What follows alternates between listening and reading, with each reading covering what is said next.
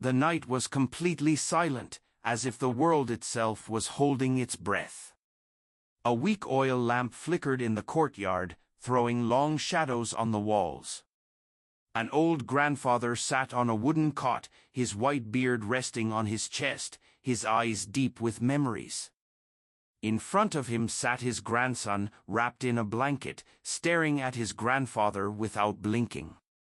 The boy wanted a story so badly that even sleep had forgotten him. The old man cleared his throat and began to speak in a slow, heavy voice. Long ago, he said, there was a kingdom surrounded by a dark forest that never truly slept. The people of the kingdom lived in peace, but only because their king was strong enough to protect them. His name was King Veer Singh, a ruler known not just for his sword, but for his unbreakable courage.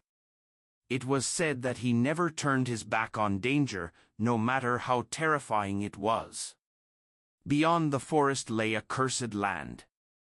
No sunlight reached its ground, and no birds dared to fly over it. Travelers whispered that something evil lived there, something that was neither human nor beast.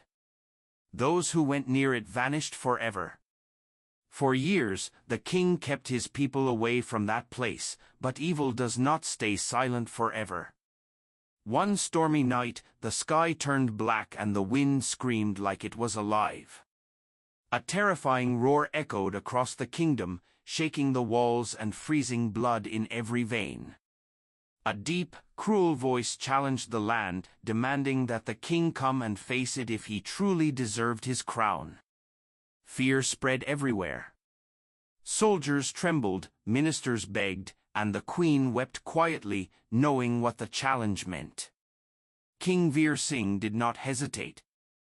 He stood up, picked up his sword, and said that a king who hides from fear is no king at all. Without waiting for anyone, he walked toward the forest alone. The deeper he went, the heavier the air became. Twisted trees blocked the moonlight, and the ground was littered with broken weapons and old bones, silent warnings of those who had failed before him. Suddenly, heavy footsteps echoed through the darkness. The ground shook as a massive creature appeared, its eyes glowing red, its breath hot and foul. Its voice sounded like it came from the depths of the earth as it told the king that this forest would be his grave. The king raised his sword, his hands steady, and replied that tonight only one of them would survive. The battle was violent and merciless. The creature struck the king with enormous force, throwing him against a tree. Pain tore through his body, and blood soaked his armor. For a moment, everything went quiet, as if even the forest was watching.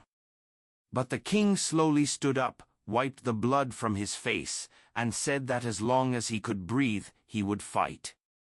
Gathering every last bit of strength, King Veer Singh charged forward and delivered a final, powerful strike.